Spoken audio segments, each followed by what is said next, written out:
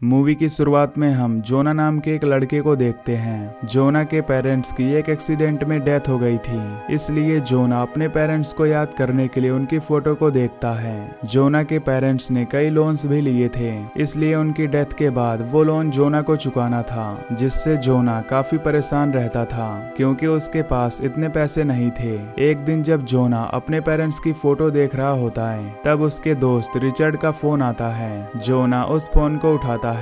तब रिचर्ड उससे कहता है कि मैं तुम्हारे घर आ रहा हूँ। थोड़ी ही देर बाद रिचर्ड उसके घर आ जाता है और जोना को बेरहमी से पीटने लगता है, लेकिन तभी सासा नाम की लड़की वहाँ जाती है और जोना को रिचर्ड से बचा लेती है। असल में सासा और रिचर्ड एक दूसरे को पसंद करते हैं और वो दोनों कपल होते हैं। यहाँ रिचर्ड जोना से किसी बात के कारण गुस्सा था, इसलिए उसने जोना को बुरी तरह मारा था। तभी सासा रिचर्ड से कहती है कि तुमने जोना को बिना किसी कारण के मारा है, जिसके बाद सासा रिचर्ड के लिए उसका बर्थडे गिफ्ट लाती है। ये गिफ्ट एक हारपून था जो कि फिशिंग के लिए इस्तेमाल होता है। खैर सासा रिचर्ड से कहती है कि मैंने और जोना ने मिलकर इस गिफ्ट को तुम्हारे लिए खरीदा था, लेकिन तुमने जोना के साथ जो किया उससे हम दोनों तुमसे बहुत नाराज हैं। ये सब सुनकर रिचर्ड को अपनी गलती का एहसास होता है, इसलिए वो उन दोनों को मनाने के लिए उन्हें एक बीच पर ले जाता है। असल में रिचर्ड का प्लान था कि वो तीनों एक दिन के लिए समुद्र के बीचों बीच रहेंगे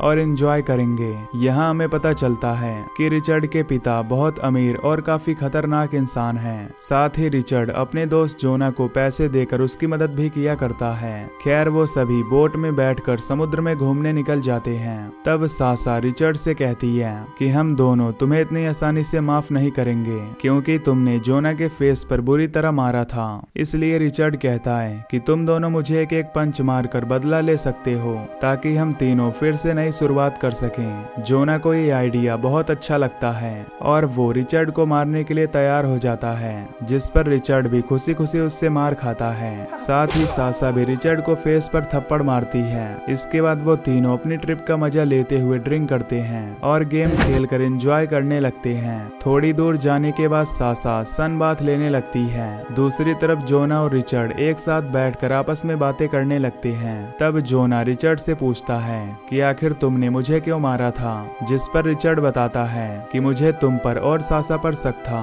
कि तुम दोनों रिलेशनशिप में हो, जिस पर जोना कहता है कि ऐसा कुछ नहीं है और तुम्हारी सोच बहुत गलत है क्योंकि सासा और मैं सिर्फ अच्छे दोस्त हैं। जिसके बाद रिचर्ड सासा के पास जाता है और अपने हारपून से फिश पकड़ने लगता है, जिस दौरान रिचर्ड सासा से पूछता है कि कुछ दिन पहले जोना और तुम मेरे घर आए थे, तब तुम्हारे बीच क्या हुआ था, जिस पर सासा गुस्से में कहती है कि हम दोनों तुम्हारे बर्थडे गिफ्ट के लिए आपस में बहस कर रहे थे और हमारे बीच कुछ भी नहीं है। लेकिन रिचर्ड को अभी भी उन दोनों पर शक था। तभी जोना एक फिश पकड़ लेता है और सासा को दिखाकर बहुत खुश होता है, जिस पर सासा भी उसकी तारीफ करती है और उसे एक स्माइल भी देती है। ये देखकर रिचर्ड को जोना पर बहुत गुस्सा आता है, साथ ही अब उसका शक और भी बढ़ जाता है। इसलिए रिचर्ड जोना के पास आकर उसके ऊपर अपना हारपून पॉइंट कर देता है और उससे पूछता है कि आखिर तुम्हारे और सासा के बीच क्या चल रहा है। रिचर्ड का गुस्सा देखकर जोना बहुत डर जाता है, पर तभी सासा पीछे से आकर रिचर्ड के सिर पर एक बोतल मार देती है,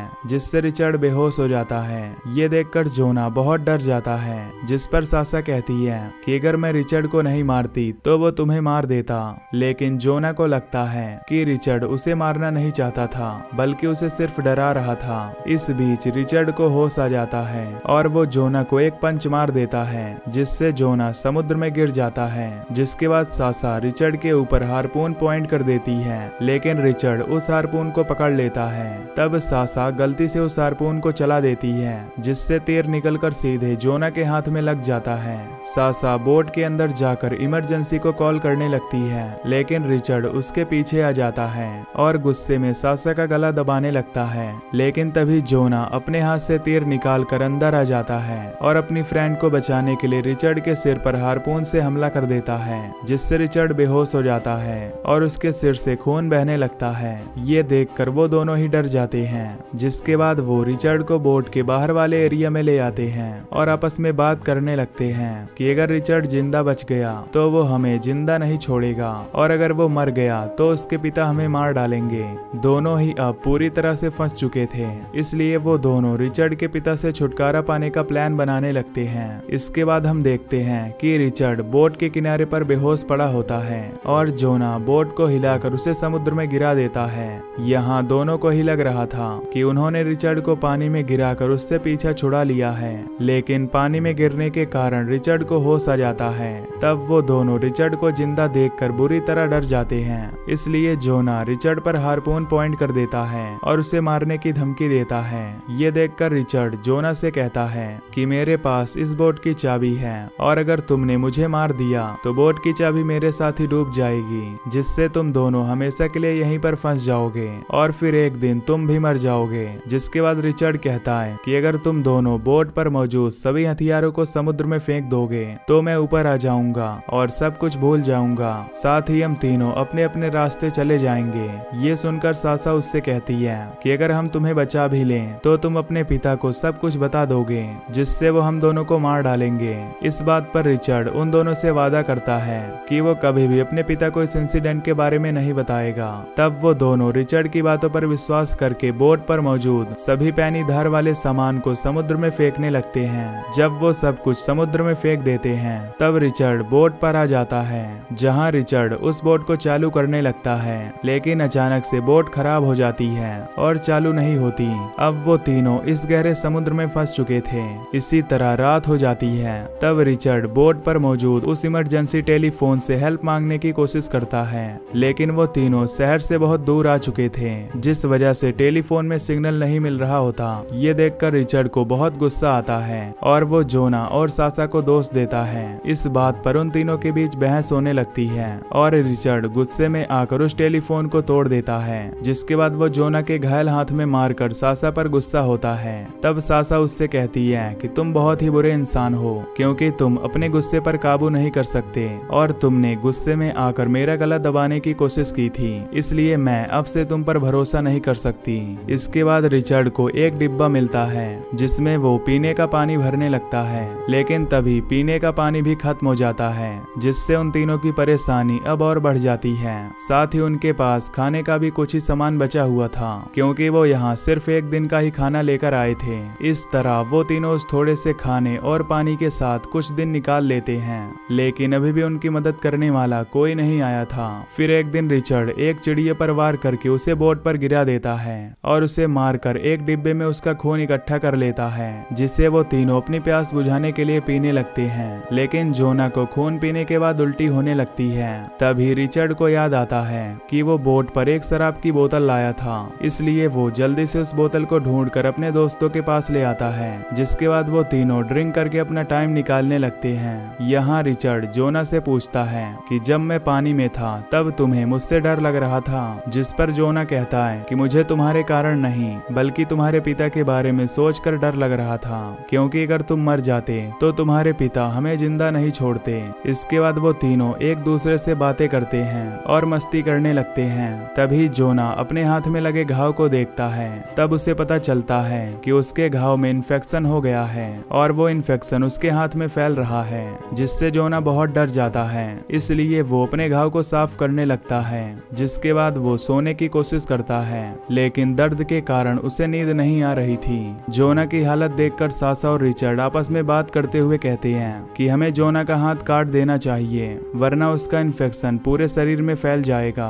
तभी रिचर्ड कहता है कि हमारे पास उसका हाथ काटने के लिए कोई नुकीली या धारदार चीज नहीं है, क्योंकि तुम दोनों ने बोट पर मौजूद सभी चीजें समुद्र में फेंक दी थी। तभी सासा एक कांच की बोतल को तोड़कर कांच के एक टुकड़े को जोना के पास ले आती है। ये देखकर जोना बहुत डर जाता है, लेकिन सासा उसे समझाती है कि तुम्हारा हाथ काटना बहुत जरूरी है, क्योंकि अगर हम ऐसा नहीं करेंगे तो इन्फेक्शन तुम्हारी पूरी बॉडी में फैल जाएगा। इसके बाद रिचर्ड अपने बेल्ट को निकालकर जोना के हाथ में बांध देता है और फिर सासा उस कांच के टुकड़े से जोना का हाथ काटने लगती है। तभी रिचर्ड एक डिब्बा ले आता है और जोना के खून को उसमें इकट्ठा करने लगता है, ताकि वो उसके खून को पीकर अपनी प्यास बुझा सके। लेकिन उस कांच के टुकड़े से उसका हाथ पूरी तरह से नहीं कट पाता और उसका काफी खून बहने लगता है। तभी सासा एक टेप से उसके हाथ को बांध देती है। इसके बाद रिचर्ड उस खून से भरे डिब्बे को सासा को दे देता है, लेकिन सासा जोना के खून को फेंक देती है, जिससे रिचर्ड बहुत दुखी होता है। इसी तरह सुबह हो जाती है, जहां रिचर्ड सासा से पूछता है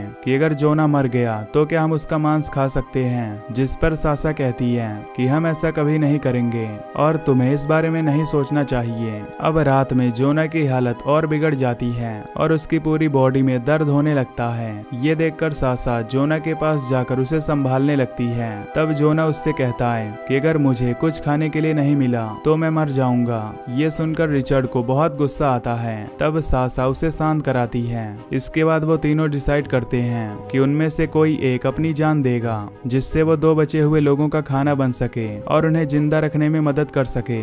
इसलिए तीनों धागा खींचने वाला एक गेम खेलते हैं। इस गेम के अकॉर्डिंग जिसके पास सबसे छोटा धागा आएगा उसे मार दिया जाएगा और बचे हुए 2 लोग उसे खाकर अपनी जान बचाएंगे। खैर, गेम की शुरुआत में सबसे पहले सासा का धागा छोटा निकलता है, लेकिन सासा कहती है कि उसे दोबारा से गेम खेलना है, इसलिए वो इस गेम को दोबारा खेलते हैं। लेकिन दूसरी बारी में रिचर्ड का धागा सबसे छोटा आता है, जिस पर रिचर्ड भी सासा की तरह दोबारा गेम खेलने का कहता है। तब सासा कहती है कि ये फाइनल था और अब वो इस गेम को दोबारा से नहीं खेलेंगे। इसी दौरान जोना उठता है और कांच के टुकड़े से रिचर्ड का गला काट देता है, जिससे रिचर्ड की वहीं पर मौत हो जाती है। इसके बाद जोना बोट के अंदर जाता है और वहां से बिस्किट निकालकर सासा को देता है और कहता है कि मैं बहुत टाइम से रिचर्ड को मारना चाहता था। साथ ही वो बताता है कि मुझे पहले ही पता चल गया था कि इस बोट में कुछ खराबी है, लेकिन मैंने रिचर्ड को इस बारे में नहीं बताया, क्योंकि अगर वो अपने पिता को इस इंसिडेंट के बारे में बता देता तो उसके पिता हमें कभी नहीं माफ करते और हमें जान से मार डालते।